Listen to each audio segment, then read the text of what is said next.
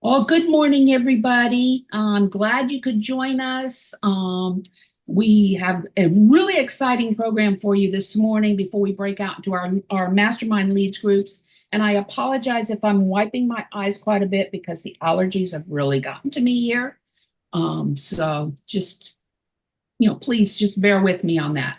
So today we have a very special guest, a very good friend of mine. We meet every week for another group that we're in, and he brings a wealth of knowledge when it comes to the digital side of things. Jim Laundry is with, actually, he is with Dream Factory, Yep. and it is an advertising. Would you call yourself an advertising agency, Jim, or? Yeah. Advertising and marketing. Okay. So he is the chief operating officer at Dream Factory, which is based here in Orlando. I met your partner originally before I met you, who is from Brazil, and I did a lot of Correct. work down in Brazil. But anyway, so over the last decade of experience, you've done the marketing, the advertising, the public relations, and you work primarily with what manufacturing, Industrial, business to business. industrial business. Yes, exactly.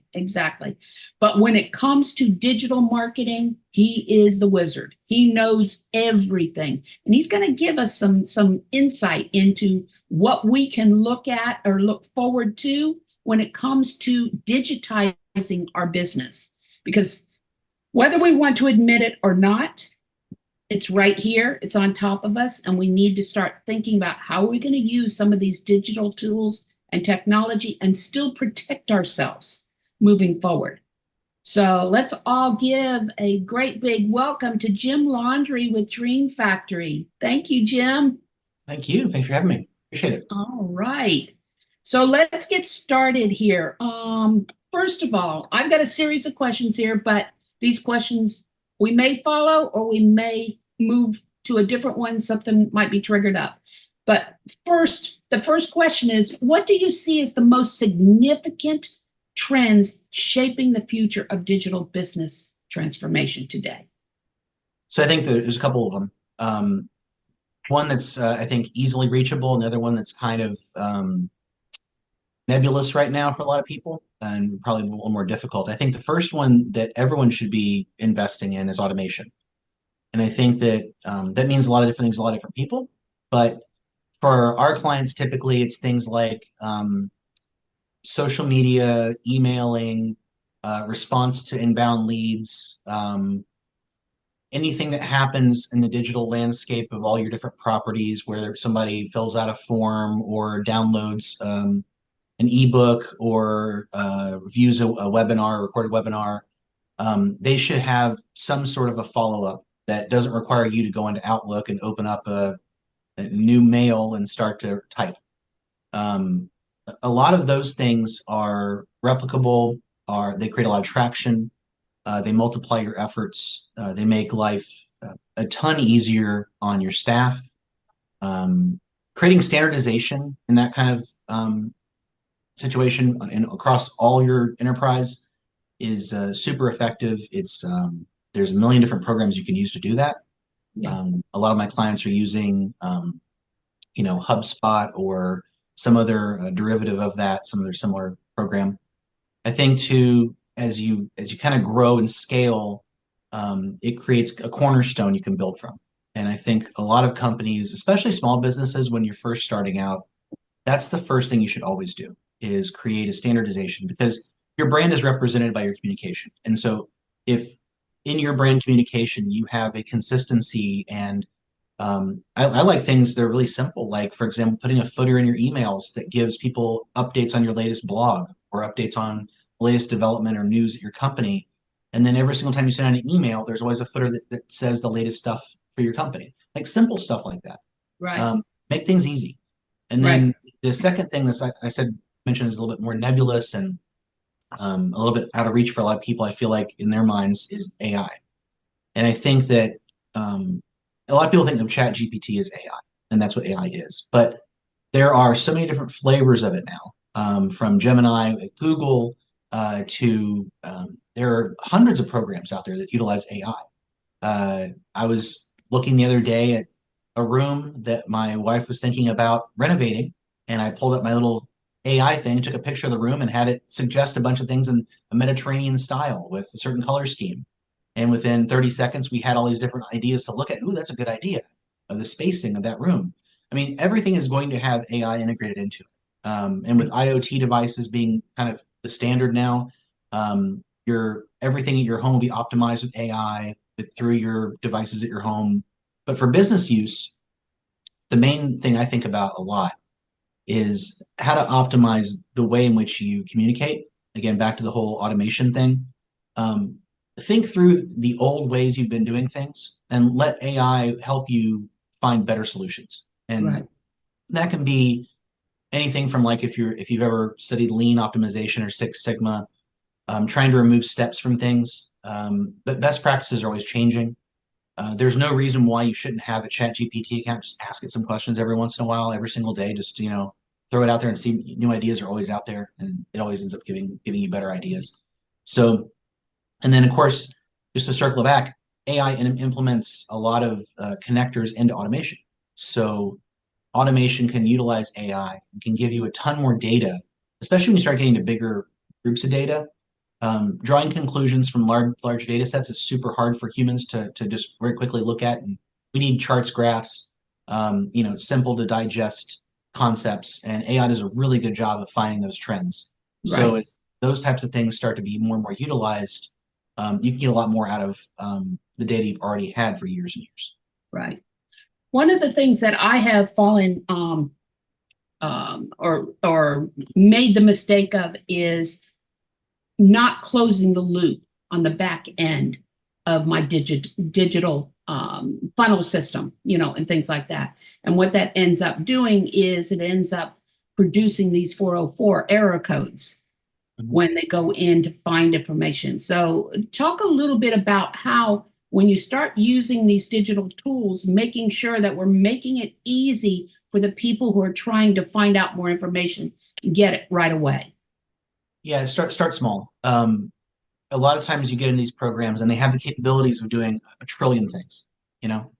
And in fact, we were designing a campaign through a LinkedIn automation tool the other day called Dripify. And in Dripify, you can automate your outreach to people. And one of my clients really loves it. So he has like 5 salespeople with different geographic regions, and so we're setting up different, groups of emails and follow-ups and all kinds of stuff. And we're integrating a bunch of existing blogs and a couple of gated pieces of content that are more unique to their target markets. So like we have like a video for aerospace that speaks specifically to project managers or something like that. So what we'll do is we'll set that up. But as you start to kind of dig in and create like layers, you get to like the fifth and sixth outreach, and you're like, my gosh, this is starting to get a little bit much, right? Yeah. So the key is like to your point, like cap it off and then try it with a certain sample size, right? A statistically relevant sample size. So you kind of get a little bit of good idea of what's going on, and then launch it and try it out. And to your point, Dan, I always like to send tests on everything. And then Yes. the other thing that's interesting too is it's not like everyone uses the same device. So try things out whenever you do testing.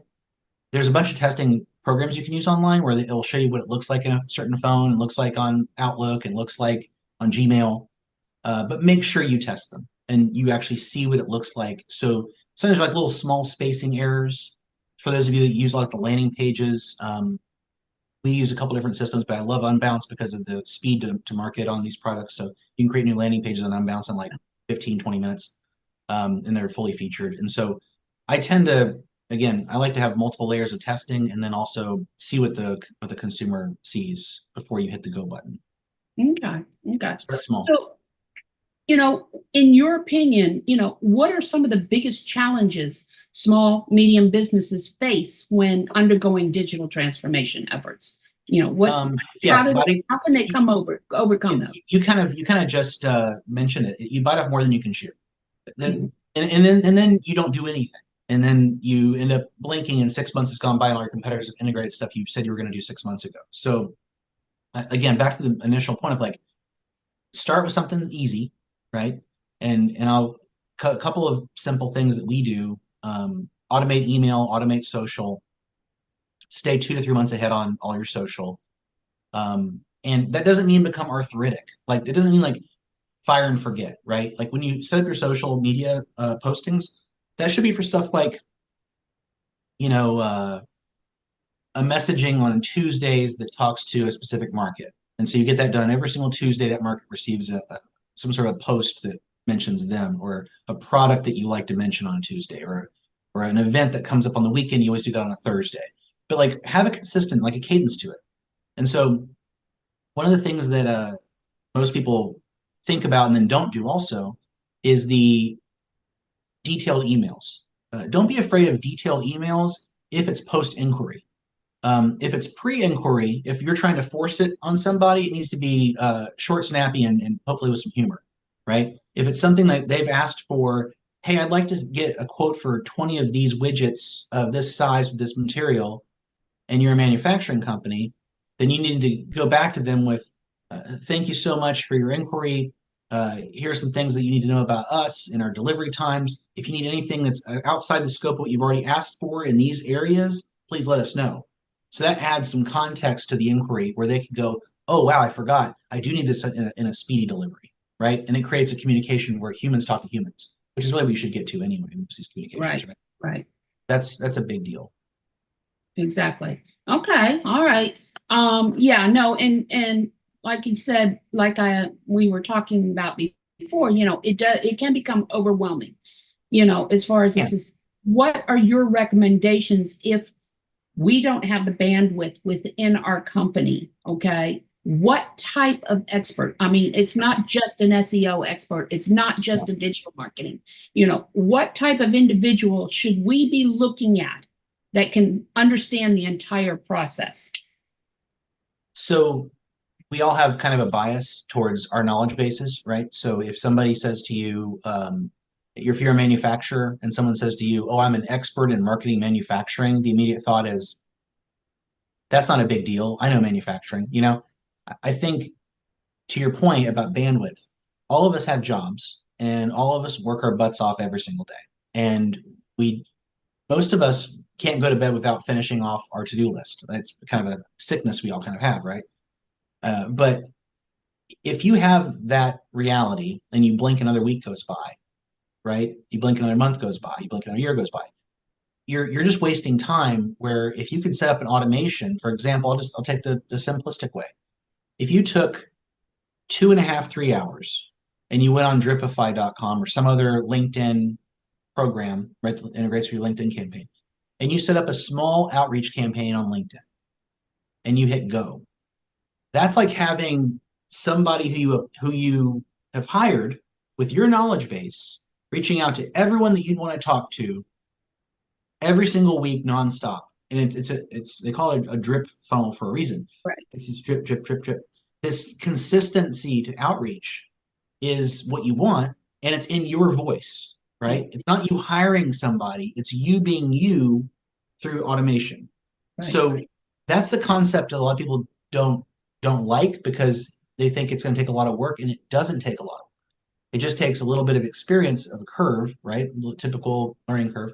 But I would say most people that are able to run a business, within 1 week, you'll have the automation thing down. Won't even it will be a second nature part of your existence. So, Well, I'm not saying everybody's goal is LinkedIn, yeah. Dana, but I'm saying things like that create automation that multiply your brain versus you hiring somebody out, because then you have training, context you have to always do. You're always doing QA work. You feel like then all you're doing is kind of babysitting somebody and giving them a knowledge base instead of you really focusing on your target market. I prefer the latter. Yeah. So where I'm going with this is, some of us, we don't have that knowledge base to even set up the automation. And where I'm going with this, if we're going to outsource anything, outsource to somebody who's going to help us set up that automation so that we can easily, rather than somebody who says, I'll set up your SEO, I'll do all of this, those great point. Things. Yeah, that's a solid point. Exactly, so, because then it comes out in my voice as opposed to coming from someone else. There's an old saying that I've been doing this for 25 years, okay? When I first was we were at Universal Studios in the backlots of Universal Studios, and there was a guy that was a really good producer, and we would make a lot of TV commercials and infomercials, and we did some special effects stuff. It was kind of fun. But he said, where there's mystery, there's margin. And I think the more and more I think about that as I get older, mystery is kind of being pulled away by things like AI and really good how-to videos and really good FAQs. And like YouTube is the number one thing, right? Like I feel like I'm the best handyman on earth now because I can go on YouTube and figure out how to, fix the soffit on my, whatever. Like I can look up anything and figure it out. Right. We didn't have that before. You'd have to call a handyman, come out, you just pay X amount per, minimum fees, all that kind of stuff. But in the digital world, it's the same exact way. So I can guarantee that before you hire anybody, if you were to go to any of these programs, right, and click on the, how-to videos, it would take you 15 minutes and you'd be able to start. And the great part about this too is back to the handyman example, you would hire the handyman, he'd come out, you'd be paying 250 minimum, right, just to come out and see something. And you watch him do it, and you're like, I have the tools in the garage. I could have done that if I just had the knowledge to do that. It's the exact same analogy of like you going on a how-to video and creating automation. Yeah. They cost 50, 60, 80 bucks a month, right, for a subscription of any size. And that's worth its weight in gold because Right. you having that now allows you to have a community you can pull from. Other people are going through the same thing you're going through, right?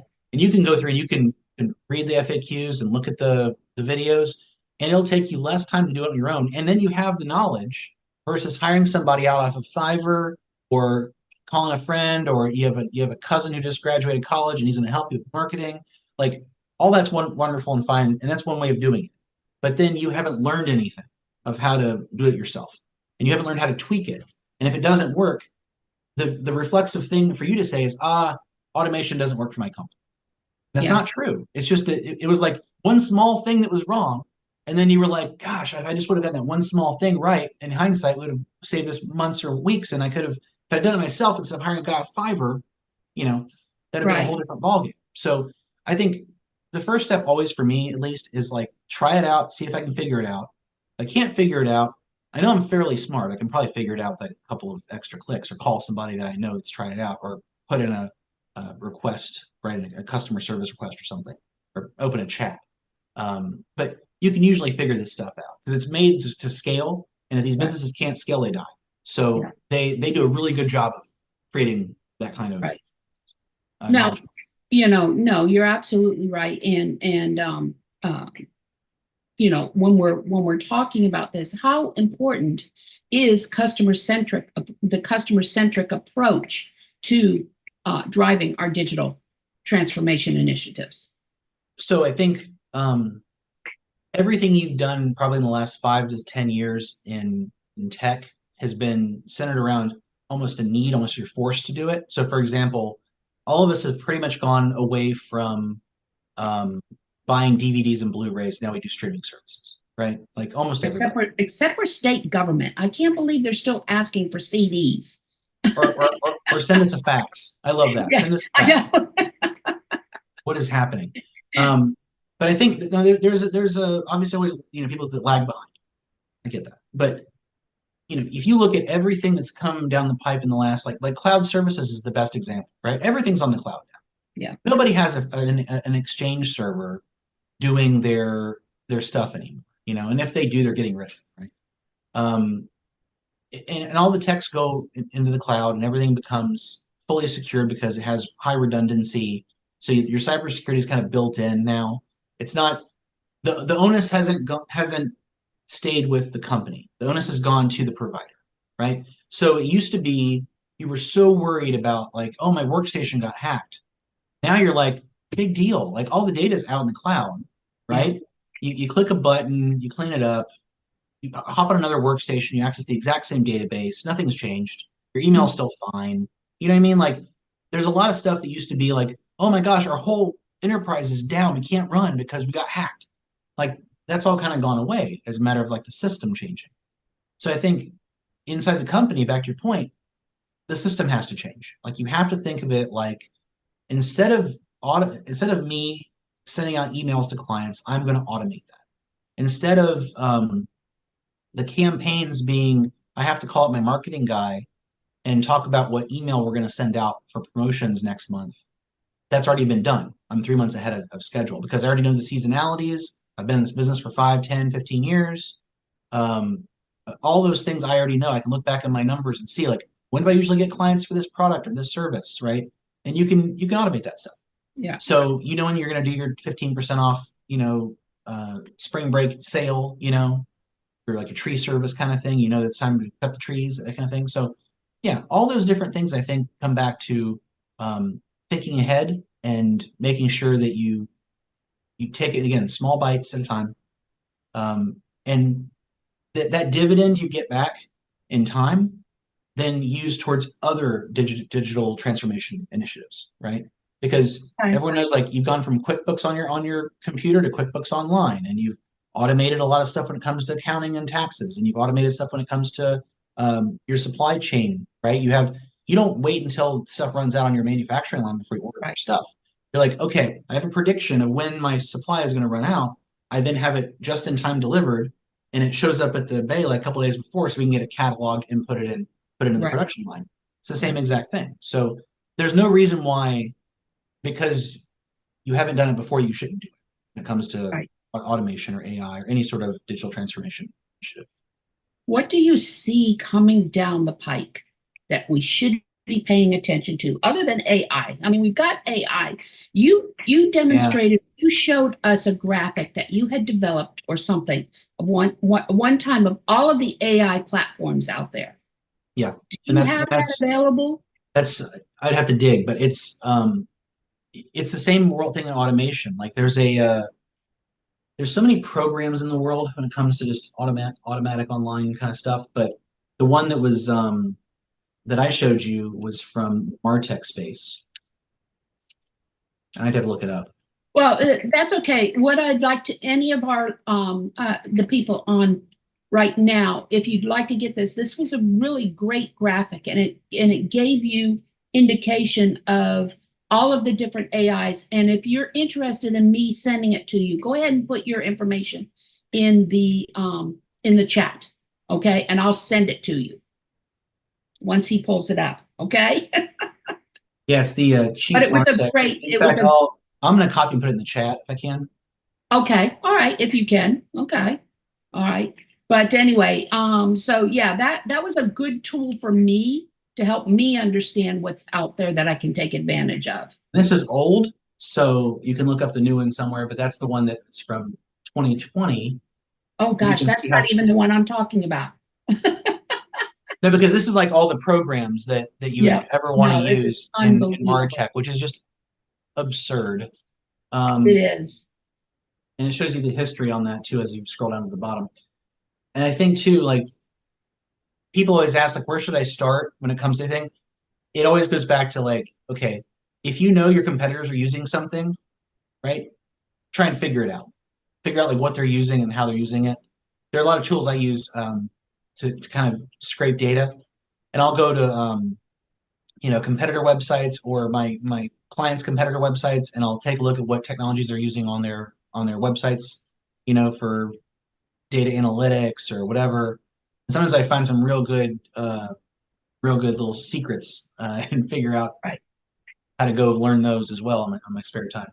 Well, it's just amazing at how much is out there that we can take advantage of for automation, which is critical to understand, and they're not hard platforms. A lot of them are very simple platforms, that you could get involved in that's going to help you with your process.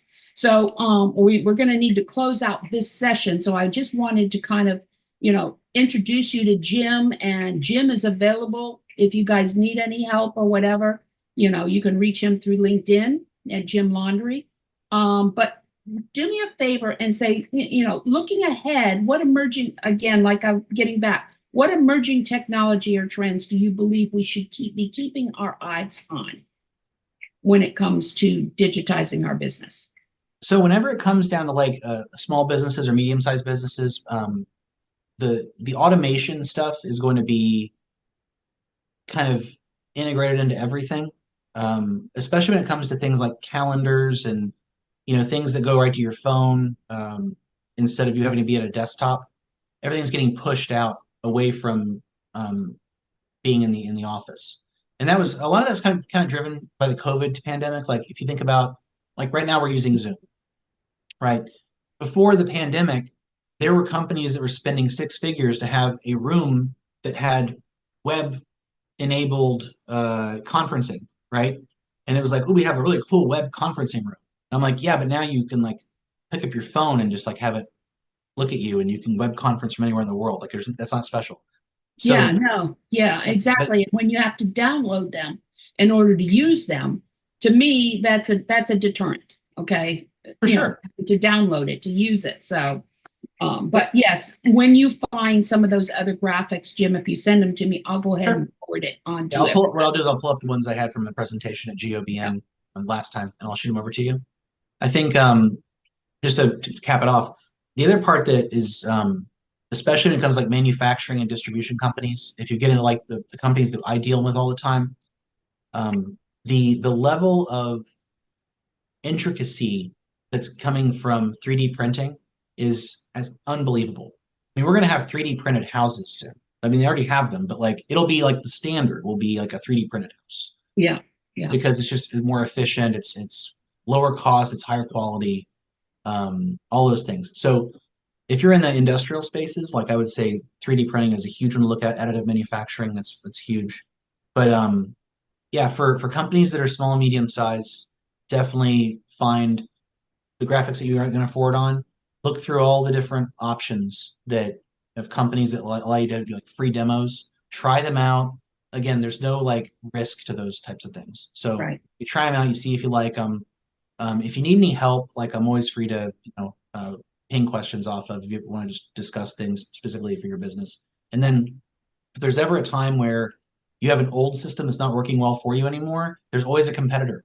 So don't stick with something that doesn't work, because there's like a trillion companies that are out there that do things like accounting, CRM, automation, email, social, like anything you do in the marketing and advertising space, there's huge levels of competition, as exemplified by the link that I put up there, the slide Right. .jpg there. Can you go ahead and put your email in I chat, did. Jim? Did Yeah, you? Okay, Jim at right. Right. dreamfactoryagency.com. Yeah. So, No, I appreciate it. So, we're getting ready to break out into our mastermind sessions where we're going to be just talking, masterminding. If you're interested in joining us, Jim, you're welcome to do that. Okay. Rebecca, I'm saying with the people that we have, let's just have one breakout room. Are you okay with that? You just want to stay here? We can do that. We can do that. We're just doing That one. okay, guys? cool. Yeah. All right. Yes, but I need to take a 2-minute break. I'll be right back. Okay. All right. That sounds good. So, and to recap what we're doing, guys, we're going to break out into our mastermind group right now, and we're going to just stay in this same place because we've got, just a few people. So it just makes it so that we can share more with each other. And, so we'll just move from there. Is that okay?